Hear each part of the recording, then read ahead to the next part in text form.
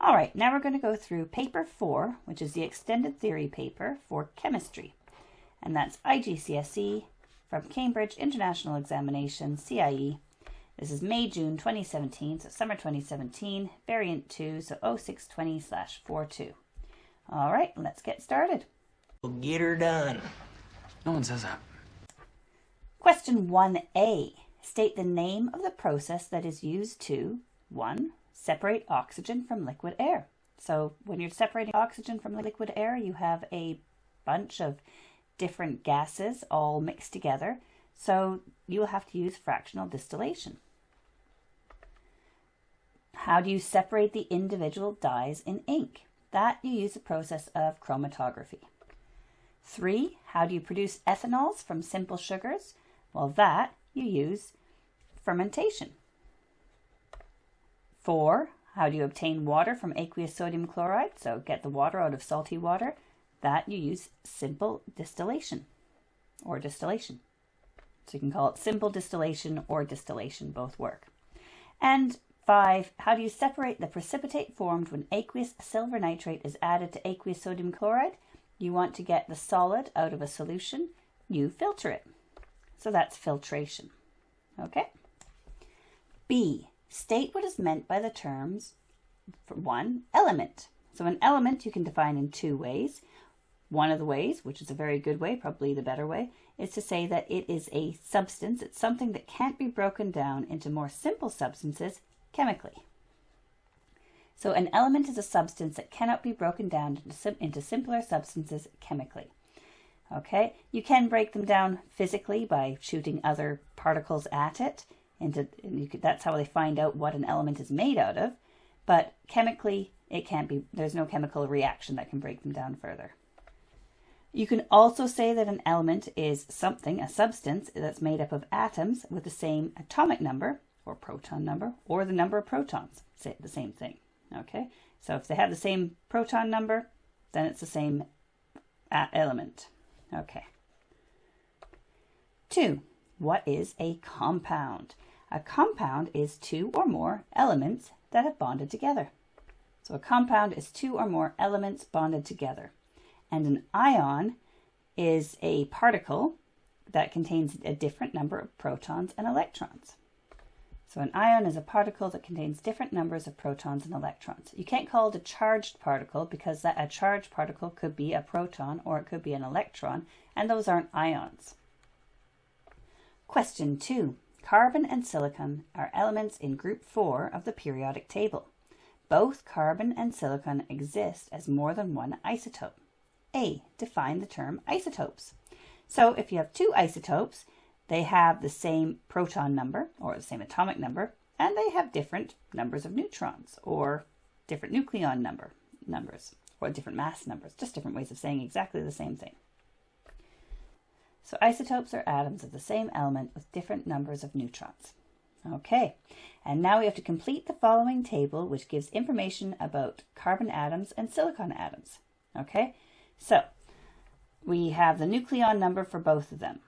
Now we need to find the proton number.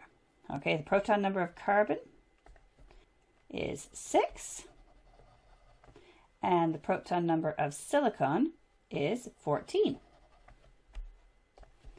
So the proton number of carbon is 6, proton number of silicon is 14.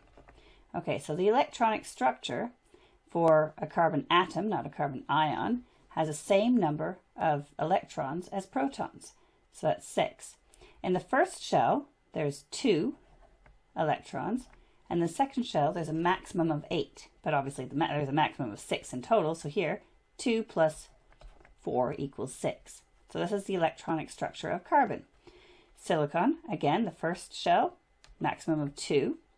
The second shell has a maximum of 8. So we have 10 electrons already. We need 4 more, so the next shell has 4. It can have a maximum of 8, though. Okay, nucleon number is given for you. So the number of neutrons in one atom. So the number of neutrons is the nucleon number, 12 minus, I'm doing for carbon right now, 12 minus the number of protons, 6, equals the number of neutrons. So obviously 12 minus 6 is 6. And for silicon, 28 minus 14 equals the number of neutrons, so that is 14. 14 plus 14 is 28. Okay, because these are uncharged. Good. C. Silicon has a giant structure which is similar to the structure of diamond. Name the type of bond which is present between silicon atoms in silicon. Okay, the bond between the atoms is they're called covalent bonds. They're covalent bonds. They're not giant covalent because giant covalent describes the entire structure. They're just normal covalent bonds. 2. Suggest 2 physical properties of silicon and use your knowledge of structure and bonding to explain why silicon has these physical properties. Okay, you can say it has a high melting or boiling point. Okay, remember these are physical properties, and so melting points are examples of physical properties. And the reason why it has a high melting point is because the covalent bonds between the atoms are very strong. So the covalent bonds between the atoms are strong. Another physical property is that they are good insulators of electricity, or they're poor conductors. So they're poor conductors of electricity, or they're good insulators, same thing. And the reason why is because they don't have any moving charged particles. So there's no moving charged particles. A couple other things you could say that they're hard. And the reason why they're hard is because they have covalent bonds between the atoms which are strong. You could also say that they're brittle, so they shatter easily. And the reason why? Because the covalent bonds between the atoms are strong and they're directional. They have a direction.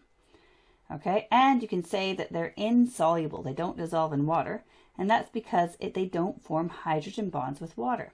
But there's all those ones you can choose from. You're only supposed to put down 2, so only put down the 2 you're most comfortable with. Question D. Samples of air taken from industrial areas are found to contain small amounts of carbon monoxide. 1. Explain how this carbon monoxide is formed. Well, the reason why you get carbon monoxide is because you get incomplete combustion of the fuel. So carbon monoxide is formed from incomplete combustion of fossil fuels. And 2, state why carbon monoxide should not be inhaled. So the reason why it shouldn't be inhaled is because it combines with the hemoglobin in your blood, so it can't carry oxygen. So it combines with hemoglobin in blood. Keep in mind this is a 1-mark answer. If you were in biology, you'd be expected to give obviously a much larger answer for why carbon monoxide should not be inhaled, because it combines with hemoglobin in your blood, it can't carry the oxygen, it reduces the oxygen carrying capacity of the blood, which means that you basically suffocate. You can't get oxygen. Okay, but this is chemistry, it's just a 1-mark answer. Okay, so it combines with your hemoglobin. Question E. Carbon dioxide, CO2, is a gas at room temperature and pressure, whereas silicon-4 oxide, SiO2, is a solid. Name the type of structure which the following compounds have. Okay, so carbon dioxide, it has a simple molecular structure or a simple covalent structure. Both are good. So simple covalent structure. Silicon-4 oxide, on the other hand, has a giant covalent structure. So giant covalent. So it's a very large structure, or it can be. You can also call it a giant molecular structure. You can also call it a giant atomic structure, or you can call it a macromolecular, macro meaning giant. Okay, that's the difference. 2. Use your knowledge of structure and bonding to explain why carbon dioxide is a gas at room temperature and pressure, whereas silicon-4 oxide is a solid. Well, it probably has to do with the simple covalent versus giant covalent. So because carbon dioxide is a small molecule, it is held together by the intermolecular forces, the forces between the molecules. Okay, it's held together between the forces, the van der Waals forces between CO2 molecules. Whereas silicon-4 oxide has a giant covalent structure, is held together by those very strong covalent bonds. So carbon dioxide has weak intermolecular forces. So intermolecular means between molecules. Silicon 4 oxide has strong covalent bonds between the atoms. So it takes less energy to break the forces of attraction in carbon dioxide. So that's 3 marks, 1 for carbon dioxide, 1 for silicon 4 oxide, and 1 for the energy needed, the energy comparison. F. Silicon 4 oxide is an acidic oxide. When silicon 4 oxide reacts with alkalis, the salts formed contain the ion SiO3 2-. Write a chemical equation for the reaction between silicon 4 oxide and aqueous sodium hydroxide. Okay, so first of all, we need to figure out the formula for silicon 4 oxide. So for silicon 4 oxide, we need silicon and we need an oxide. Okay. Now it says it's silicon 4, so that means that the charge has to be 4 plus. That's 4 plus.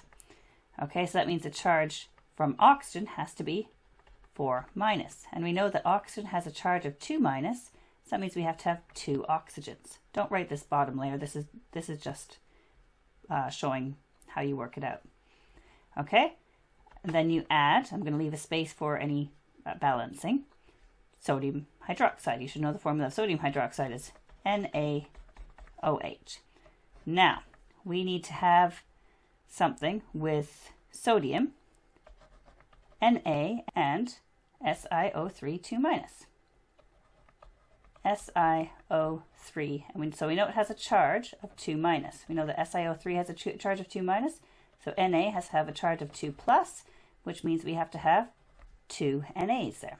If you look at this, just to start with the balancing, if we have 2 sodiums, we're going to need to put a 2 in front of sodium hydroxide. Okay, so let's look to see if there's anything else. We have 2 sodiums, we have 1 silicon on either side, we have 2 oxygens plus 2 oxygens, that's 4 oxygens on the reactant side, but we only have 3 oxygens here. Okay, and we have 2 hydrogens on the reactant side, so we need to add H2O. We need to add 2 hydrogens and an oxygen. Okay, and that means this one is balanced. And to double check, it says silicon 4 oxide is an acidic oxide, so this is an acid, plus sodium hydroxide, alkali, produces, this is a salt, plus water. Okay, if you remembered that at the beginning, you wouldn't have to necessarily work it out up here. You could just balance it. Okay. Question 3. This question is about nitrogen and some of its compounds. A. Nitrogen in the air can be converted into ammonia by the Haber process. The chemical equation for the reaction is shown. So we have N2 plus 3H2 in a reversible reaction produces 2NH3, ammonia. Okay, 1. State the temperature and pressure used in the Haber process. Well, this is just something we have to learn. This is 450 degrees Celsius. And the pressure is 200 atmospheres. Okay? It's good to write out the whole word. If you want to abbreviate it, you write ATM. That's the short form for atmospheres. Okay? And 2, name the catalyst used in the Haber process. The catalyst is iron. Okay. B, the ammonia produced in the Haber process can be oxidized to nitrogen 2 oxide at 900 degrees Celsius, and this reaction is exothermic. First of all, balance the equation for this reaction. Okay, so looking at this, we have 4 NH3. Well, that's 4 nitrogens. We should probably try putting a 4 in front of here. Well, if we put a 4 in front of here, well, we have to do something with the oxygens, okay? But we don't know how many are over here. So let's figure out how with the hydrogens. So we have 4 times 3 hydrogens. That's 12 hydrogens. Over here, hydrogens, 12 divided by 2 is 6. So 6 times 2, that's 12 hydrogens. So that balances. Now let's figure out how many oxygens we have. So on the product side, we have 6 oxygens plus 4 oxygens. That's 10 oxygens. So 10 divided by 2 is 5. 5 oxygens. And that's the balanced equation. 2. Suggest a reason other than cost why a temperature greater than 900 degrees Celsius is not used. Well, for this one, it says that the reaction is exothermic. That means if you raise the temperature, it's going to try and cancel out the change you've made. So it's going to make the reaction go in the reverse directions. The reaction favors the reactants. So you can say the equilibrium shifts to the left at high temperatures. There's lots of ways of saying this. You can say there'll be fewer products produced. The equation for the reactants is favored. There's lots of ways of saying that. Okay. 3. Suggest a reason why a temperature less than 900 degrees Celsius is not used. Okay. So just because the temperature is high, that doesn't change the fact that when at higher temperatures, the rates of reaction increase. So if you decrease the temperature, the rate of the reaction will go slower. Okay. At below 900 degrees Celsius, this reaction is too slow to be any value. So the reaction is too slow when it's less than 900 degrees Celsius. C. Nitrogen 2 oxide can be reacted with oxygen and water to produce nitric acid as the only product. Write a chemical equation for this reaction. Okay, so nitrogen 2 oxide. Nitrogen 2, so we have N. Keep in mind that N, it says it has a charge of 2 plus, and oxygen we know has a charge of 2 minus, so that means it's NO. It's not NO2. Okay, be careful with that. Plus, it says oxygen, O2, I'm leaving a space for balancing, plus water, produces HNO3, which is nitric acid. Okay, so this is what you're given in the question. Okay, so now we have the equation. We need to figure out how we balance it. And this is quite a tricky one to balance, really. Okay, so what we start with on the left-hand side, we have a nitrogen. We have 1. We have oxygens. We have 1, 2, 3, 4. And we have hydrogen. We have 2. On the product side, we have, well, let's just keep it the same way. Nitrogen, we have 1. Well, that looks good. We have oxygen, we have 3. No. And we have hydrogen, we have 1, which is also not right. Okay, so let's see, what can we do?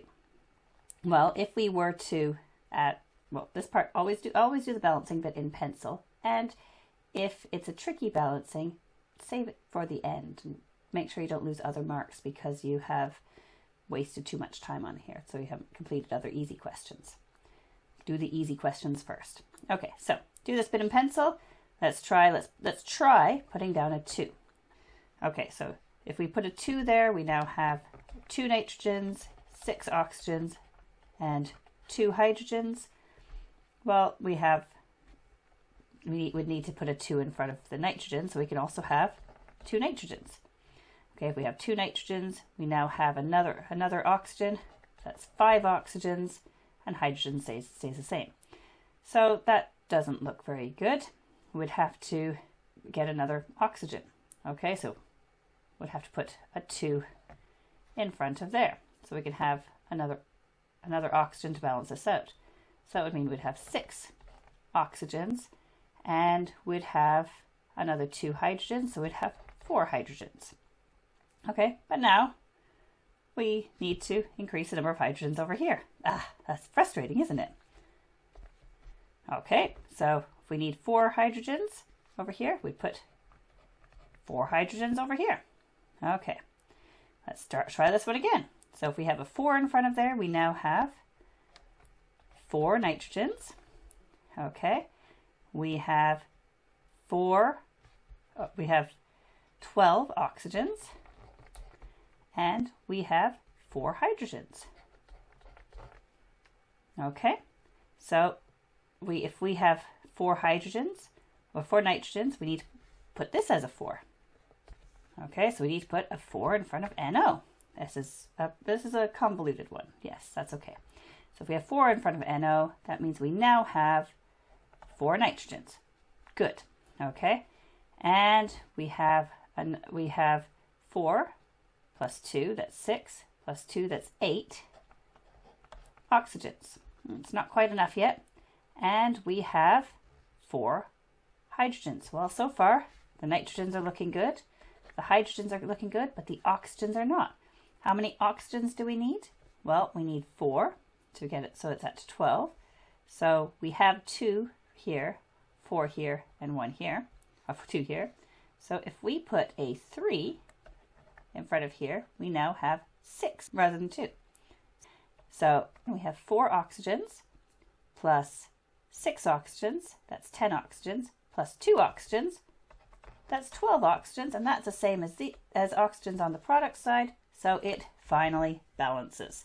Okay, this is a tricky one to balance, but if you can do it, you just have to do it carefully, one step at a time. And now that you have the numbers that work, now erase those and put in the pen. D. Describe how you prepare a pure, dry sample of copper 2 nitrate crystals in the laboratory using dilute nitric acid and solid copper 2 carbonate. Okay, include a series of key steps in your answer. You should include a chemical equation for the reaction. Okay, so you want copper 2 nitrate. Okay, so if we look at this is Cu. Again, the charge here is 2 plus because it says it's copper 2, and NO3. We know that nitrate has a charge of 1 minus, so we have to have 2 of them to make it 2 minus. Okay, so we need to end up with copper nitrate. So let's do our equation first. So Cu NO3 2, and we want that to be a solid because it's pure dry sample. Okay, in your chemical equation it doesn't say to include the state symbols, so you don't have to include the state symbols, but this is sometimes helpful. All right, now we need to use dilute nitric acid, so that's HNO3, and that's aqueous because it says it's dilute, plus copper 2 carbonate. So copper 2 carbonate, again we have Cu, that has a charge of 2 plus, and carbonate, CO3, that has a charge of 2 minus, so that's okay. Okay, so we're mixing a carbonate and acid, so you should know that if you mix a carbonate and acid, you produce CO2 plus H2O. Okay, all right, so if you're, as we filled in some other state symbols, carbon dioxide would be gas, water would be a liquid, and copper carbonate is also aqueous. Okay, let's balance this.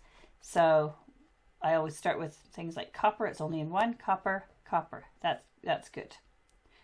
Okay, we have nitrogen is only in 1. So nitrogen, nitrogen. Oh, we have 2 nitrogens over on the product side and 1 on the reactant, so we should put a 2 there. Okay, hydrogen. We have 2 hydrogens. We have 2 hydrogens in water. Okay, that's good. Oxygens, we have 3 times 2 is 6, plus 3, that's 9 on the reactant side. And on the product side, we have 3 times 2, that's 6, plus 2, that's 8, plus 1 is 9. So this balances. This is the equation. Okay, so how do we do this? So first of all, you want to add the copper carbonate to the acid and just keep adding it until you stop seeing a reaction. And the reaction will be bubbles. And the nice word that they like to see for this is effervescence. So add copper 2 carbonate to acid until it stops reacting. You can also say until there's no more effervescence or there's no more bubbles or fizzing. Oh, sorry, that was silly. Copper carbonate is not aqueous, it's a solid. Sorry, that was silly. Okay, so you've added until it stops fizzing. You will have some leftover solid because you've added extra, and you want to filter out that excess copper carbonate, but you're not keeping it, so you don't need to wash it. So you want to filter out the remaining copper 2 carbonate, okay? Because what you want is the filtrate. Remember, you have in your funnel, you have, this is the residue, the solid that's left behind is the residue, and what drips down the other side, it's a terrible flask, I'm sorry, this is the filtrate. Okay, so we want to evaporate the filtrate until it reaches saturation point. So you want to evaporate the filtrate until it reaches its saturation point.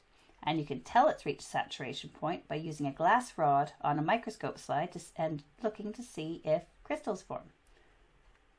So you check to make sure you reach the saturation point by using a glass rod on a microscope slide and look for crystals. Okay, and then you leave that solution that's reached saturation point in a nice warm place to crystallize. So you leave the solution to crystallize and you should have some nice big crystals of copper 2 nitrate. All right, good. Question 4. Nickel, copper, and zinc are 3 consecutive elements in the periodic table. A. Nickel and copper are transition elements. State 3 chemical properties of transition elements, which means do not say something about melting or boiling points or that sort of thing, or if they're brittle or hard. Okay, so transition elements can be used as catalysts, and that's an important chemical property. So many of the catalysts that you come across are actually transition elements. They can be used as catalysts. Another chemical property is they have more than one oxidation state, and that is important for being able to be used as a catalyst. So they have more than one oxidation state. And another thing about transition elements that you probably remember more easily is that they form colored compounds. There's lots of pretty colors in the transition elements, and they can change depending on what the compound is. So they form colored compounds. Okay, another thing you could say is that they can form some very complex ions. All right, but you only put down 3. State the 3 you're most comfortable with. B. Copper 2 oxide is a basic oxide, but zinc oxide is an amphoteric oxide. Both oxides are insoluble in water. So remember, amphoteric means it can react with both an acid and an alkali, but as copper 2 oxide is a basic oxide, it means it can only react with an acid.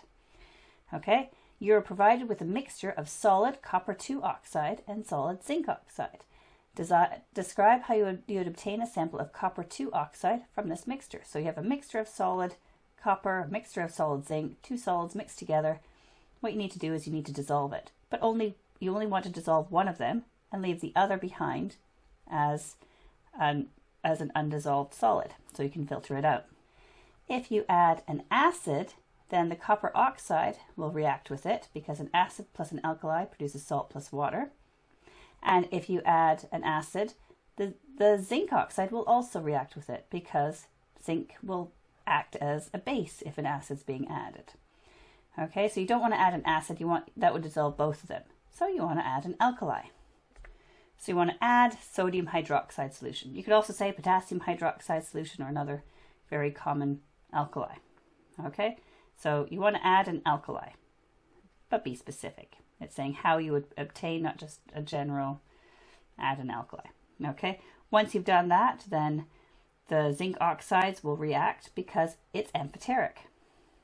So zinc oxide reacts as it is amphoteric, and that means you can filter out the copper 2 oxide. So you filter out copper 2 oxide. So this is a 3-mark question. That's three marks. It says, how would you obtain a sample of copper 2 oxide from this mixture? It doesn't say pure dry. If it said a pure dry sample, you'd have to say how you'd have to rinse out the residue, the copper 2 oxide residue, rinse off any of the remaining solution with pure water, and then you'd want to dry it in a warm place. Okay, but it doesn't say it has to be pure dry. It just says you want some copper 2 oxide. So that's good.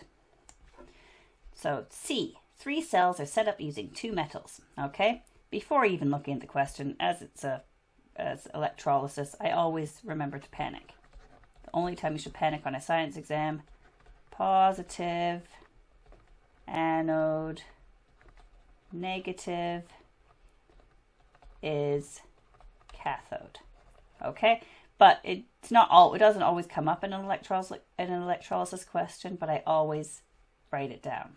Okay, so you want to panic. Okay, all right. So we have 3 cells. 1 cell has zinc and copper.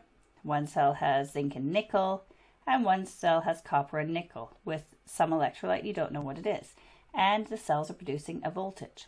Okay. Write the ionic half equation for the reaction occurring at the zinc electrode in cell 1. Okay, so first of all, we've started out with zinc.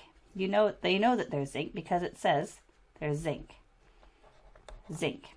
That zinc is creating some negative ions. It has to become negative somehow around here, so it's creating zinc ions. So the zinc ion is Zn2+. And for every every positive that you have to have an electron. Okay, this is the ionic half equation for cell 1 at the zinc electrode. Okay, the zinc electrode is the cathode. All right, that's it. Put the three metals copper, nickel, and zinc in order of reactivity. Okay, so copper is very unreactive. Well, it's not very reactive. Zinc is very reactive, and nickel is in the middle. Okay, and then 3, complete the labeling in cell 3 by writing the polarity, plus or minus, of each electrode in the circles and calculating the reading in the voltmeter. Now, if you notice, it doesn't say to show you're working out, so you just need to write in those things.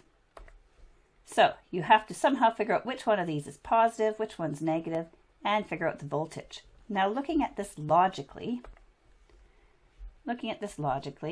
we see that zinc, which is the more reactive, is negative, and copper, which is less reactive, is positive. Okay, over here, zinc is more reactive than nickel, so again, zinc is negative, nickel is positive. But over here, nickel is more reactive than copper. You just wrote that down. So nickel is negative and copper is positive. So the least reactive is the positive electrode. Okay, so now how do you calculate the voltage for cell 3?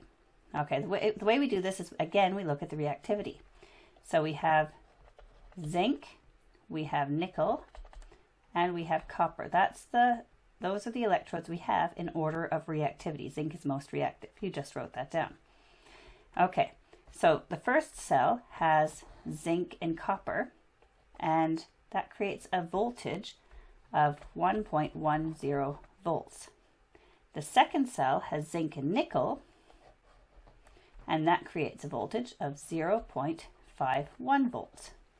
Okay, the third cell has nickel and copper, so this one is the one that you're trying to find out, has a voltage of 1.10 volts minus 0.51 volts, and that equals 0.59 volts. Okay, because between zinc and copper, it has to add up to 1.10, and you've already gone 0.51 volts along. So this is 0.59 volts. Good. 5a. The elements in group 7 are known as the halogens. Some halogens react with aqueous solutions of halides. Complete the table by adding a check mark to indicate when a reaction occurs and a cross to indicate when no reaction occurs. Okay, so what we're looking at here is, again, reactivity. So which one is more reactive? Chlorine is more reactive than iodine. Okay, iodine is the least reactive. So iodine is not going to react really with any of these. Bromine won't react with aqueous bromide, potassium bromide, because it's the same thing. It can't displace it. Okay, it also won't react with something that's more reactive. Chlorine is stronger, so it won't react with that. But it will react with something that's not as strong. Potassium iodide is stronger. Okay, chlorine is stronger than potassium iodide, so it will react. Okay, and that's all it's looking for. Write a chemical equation for the reaction between chlorine and aqueous potassium bromide. Okay, so we have Cl2. It doesn't say you have to put the state symbols in, but Cl2 should be a gas. Okay, plus KBr, that's potassium bromide. Well, it says that's aqueous. Okay, I'm leaving a space for balancing. Produces KCl plus Br2, because it does react. Chlorine plus potassium bromide, it does react. And it basically just swaps. So KCl is aqueous, and bromine is a gas. Okay, you don't necessarily need to put in the state symbols. Now, if we look at this, we have Cl2 here, but only one Cl here, so we need to put a C2 there. We have 2 bromines here, and only one bromine here, So we need to put a 2 here. And with that, we have 2 potassiums here and 2 potassiums here. It balances. And that's the equation. When it says write a chemical equation, it means you need to put the symbols down. You can't just say chlorine plus potassium bromide produces potassium chloride plus bromine. You have to put down the actual symbols. B. A sample of vanadium chloride was weighed and dissolved in water. An excess of aqueous silver nitrate, acidified with dilute nitric acid, was added. A precipitate of silver chloride was formed, and the ionic equation for this reaction is shown. So we have Ag plus silver plus, which is dissolved in water, plus Cl minus, also dissolved in water, produces AgCl, which is a solid precipitate. So the mass of silver chloride formed was 2.87 grams. So this, we have 2.87 grams formed here. Okay, state the color of the precipitate of silver chloride. That is white. Okay, so the relative formula mass of silver chloride, AgCl, is 143.5. Calculate the number of moles in 2.87 grams of AgCl. So how many moles of silver chloride were formed? Well, we have moles equals mass over the relative formula mass. Okay, and that equals 2.87 grams divided by, it already says, it's 143.5, 143.5 grams per mole, and that would equal 0.02 moles. Okay, so 0.02, and it already has moles written in. Good. 2. Use your answer to B2 and the ionic equation to deduce the number of moles of chloride ions, Cl minus, that produced 2.87 grams of AgCl. So how many moles of chloride ions were used here? Okay, so we have 1 mole of silver plus 1 mole of chloride ions produces 1 mole of AgCl, which means 0.02 moles of AgCl need 0.02 moles of chloride ions and 0.02 moles of silver. Okay, so we could just write that down. We just say 1 to 1 to 1 equals 0.02 to 0.02 to 0.02. Okay, all right. You could actually write in the symbols there, but they don't give you much space. They just want you to say that there's 0.02 moles of chloride ions needed. It's a 1-to-1 ratio, so you need the same number of moles of chloride ions as you do moles of silver chloride produced. 4. The amount of vanadium chloride in the sample was 0.01 moles. So the vanadium chloride, that's the Cl minus to produce the silver chloride. Use this answer and your answer to B3 to deduce the whole number ratio of moles of vanadium chloride to moles of chloride ions. So use that to deduce the formula of vanadium chloride. So this is to vanadium chloride to chloride. That equals 0.01 to 0.02. Okay, so that's the ratio, but they want the whole number ratio, which means it's a 1 to 2 ratio. Okay, so that means that the formula for vanadium chloride, you have 1 vanadium for every 2 chloride ions. Okay, that's it. That's all it's asking. C. Astatine is at the bottom of group 7. Use your knowledge of the properties of the halogens to 1. Predict the physical state of astatine at room temperature and pressure. Okay, so if it's at the bottom of the halogens, okay, so these are the halogens. These are the halogens. Okay, astatine is right at the bottom here. Okay, remember iodine is, that's a solid. Bromine is a liquid. Chlorine and fluorine are gases. So astatine is going to be a solid. So it's a solid.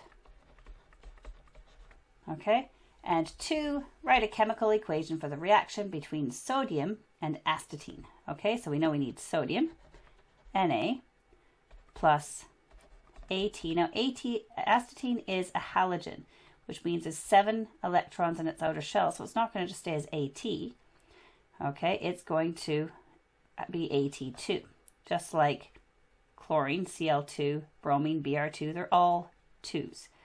Sodium, Na+, it can just share other electrons from the surrounding sodiums, and it just forms a large molecule.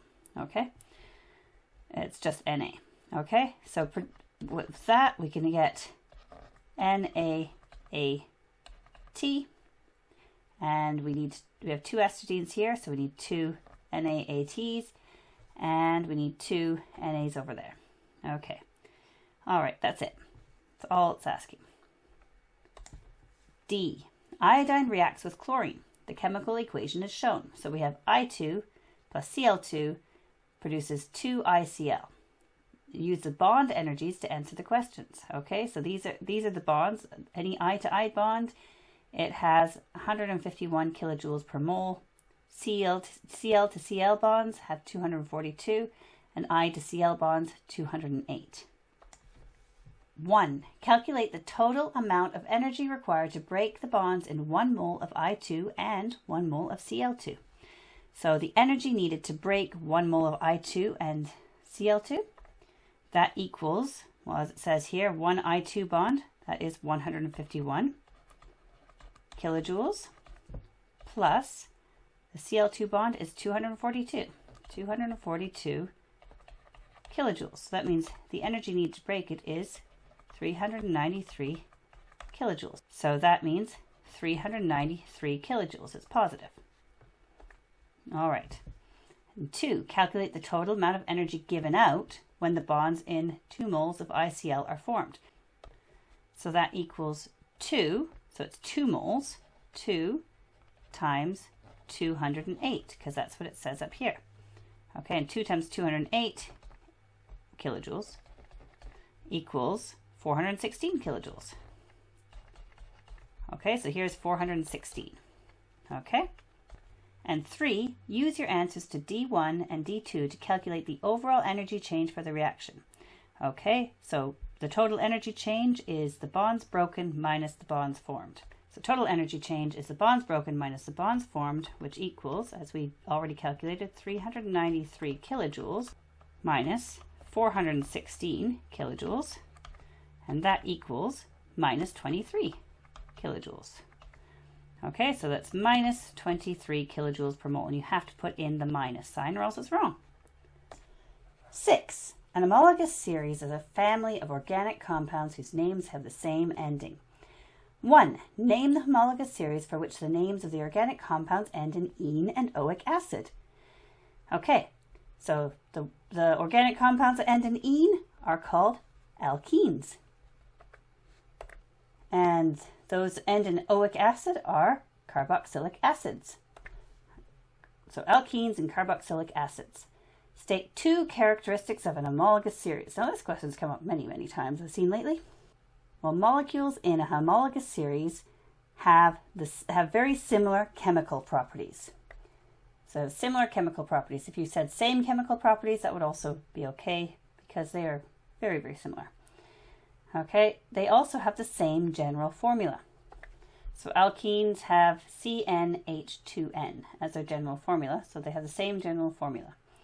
Okay, other things you could say that the consecutive members, they're different by one CH2, different by a CH2. They also have the same functional group. They have common methods to prepare them. And their physical properties vary in a predictable manner. So the melting points and boiling points, they increase or decrease gradually in a predictable way. Okay, so those are what you could write down. Only write 2 though, because it asks for 2. B. Propan 1-ol is a member of the homologous series of alcohols. It reacts in the same way as ethanol with acidified potassium manganate and with carboxylic acids.